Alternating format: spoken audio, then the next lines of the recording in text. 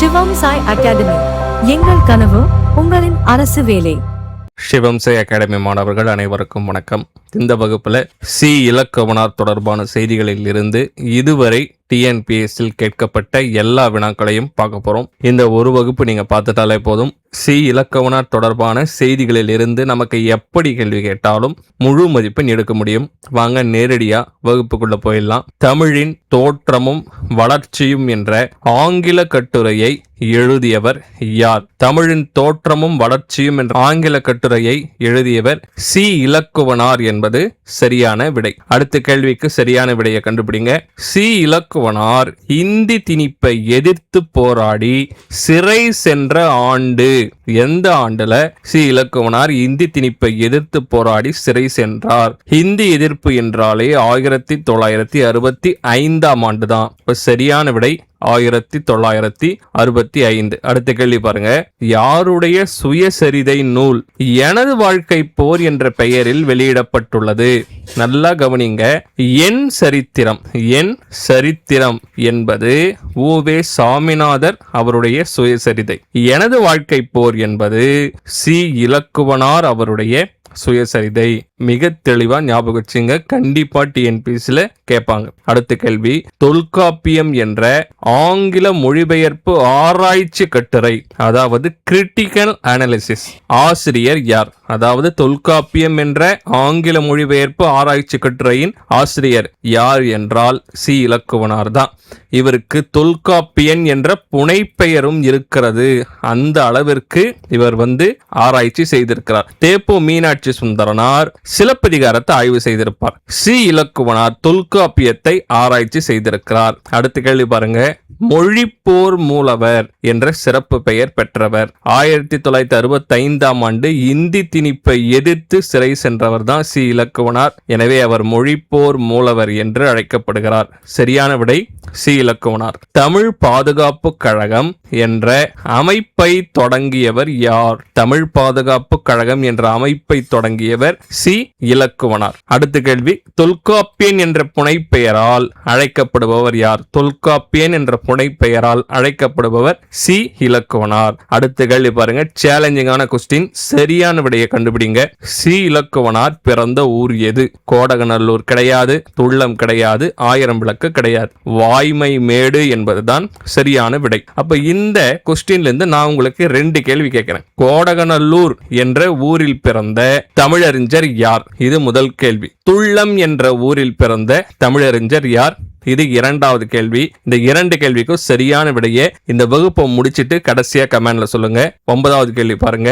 கூற்று 1. சி இலக்குவனாருக்கு தமிழ் கற்பித்த ஆசிரியர் சிதம்பரனார். முழுமையா சொல்லணும்னா சாமி சிதம்பரனார். இந்த கூற்று சரிதான். லட்சுமணன் என்ற இயற்பெயர் இலக்குவன் என தமிழ் ஆசிரியர் அவர்களால் மாற்றப்பட்டது. இதுவும் சரிதான். இலக்குவனார் அவருடைய இயற்பெயர் என்னன்னா லட்சுமணன்.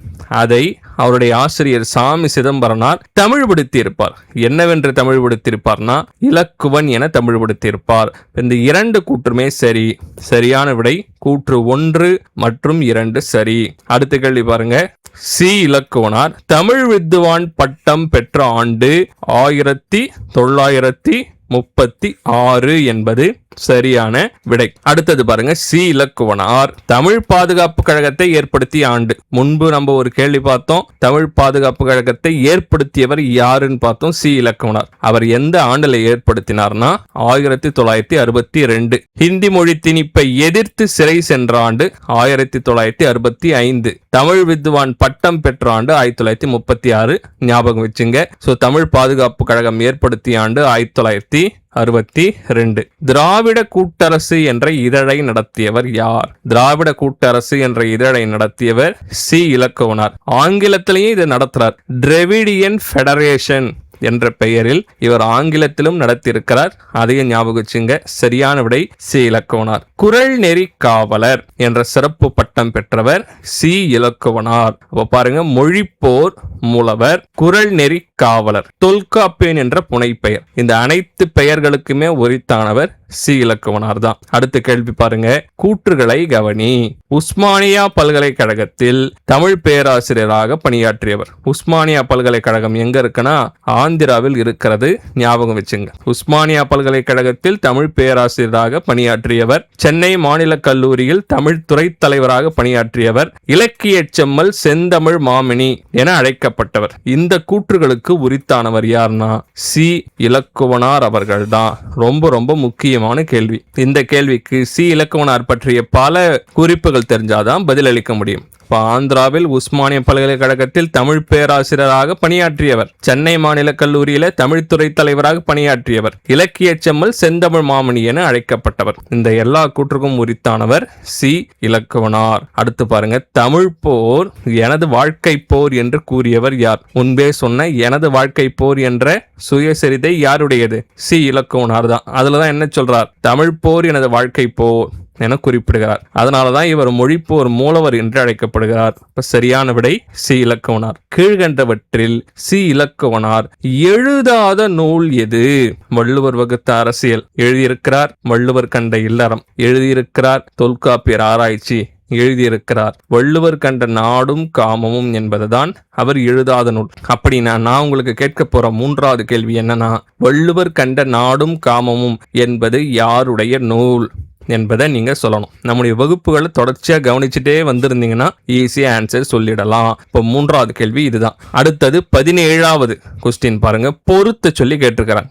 எல்லோரும் இந்நாட்டு அரசர் நூலின் ஆசிரியர் சி இலக்குவனார். தமிழ்நாடும் நம்மாழ்வாரும் நூலின் ஆசிரியர் திரு வி.க. அம்பிகாபதி அமராவதி நூலின் ஆசிரியர் மறைமலை அடிகள். கால்டுவெல் ஒப்பிலக்கணம் நூலின் ஆசிரியர் தேப்போ மீனாட்சி சுந்தரனார். சரியான விடை 4, 3, 2, 1. அடுத்த கேள்வி பாருங்க, பொருத்தமில்லாத இணையை தேர்ந்தெடுக்க வேண்டும்.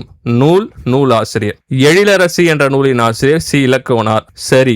மாணவர் ஆற்றுப்படை நூலின் ஆசிரியர் லட்சுமணன், அதாவது இலக்குவனார் தான். இதுவும் சரி. மனோதத்துவ சரித்திரம் என்ற நூலின் ஆசிரியர் தேப்போ மீனாட்சி சுந்தரனார். இதுவும் சரி.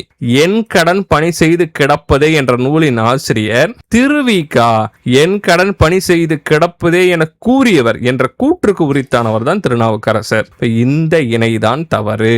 மிக மிக முக்கியமான கேள்வி. அடுத்த கேள்வி பாருங்க, a brief study of Tamil grammar என்ற ஆங்கில நூலின் ஆசிரியர் யார்? A brief study of Tamil grammar என்ற ஆங்கில நூலின் ஆசிரியர் சி இலக்குவனார். அடுத்த கேள்வி மிக மிக மிக முக்கியமான கேள்வி. பள்ளிகளில் வருகை பதிவேடு எடுக்கும் போது மாணவர்களை உள்ளேன் ஐயா என தமிழில் கூறச் செய்தவர் யார்? தமிழில் கூறச் செய்தவர் சி இலக்குவனார். சி இலக்குவனார் தான் இதை தமிழில் கூறச் செய்தார் என சொன்னவர் தோழர் நல்லக்கண்ணு ஐயா அவர்கள். சொன்னது யாரு?